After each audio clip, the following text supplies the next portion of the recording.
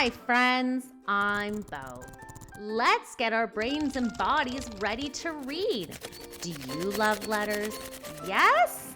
I do too. Do you know something neat about letters? Every letter has a big letter and a small letter.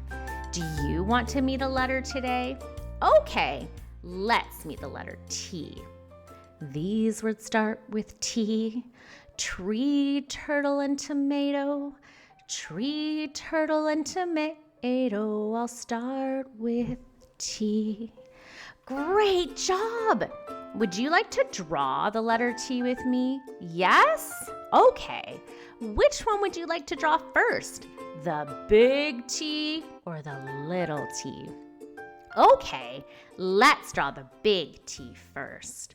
Draw a line, give it a hat. Great job, friends. Let's jump like a cat. Great job drawing a big T. Now let's draw the little t. Draw a line, another in the middle. Great job, friends. Let's do that again. Draw a line, another in the middle. Great job, friends. Let's pretend to play the fiddle.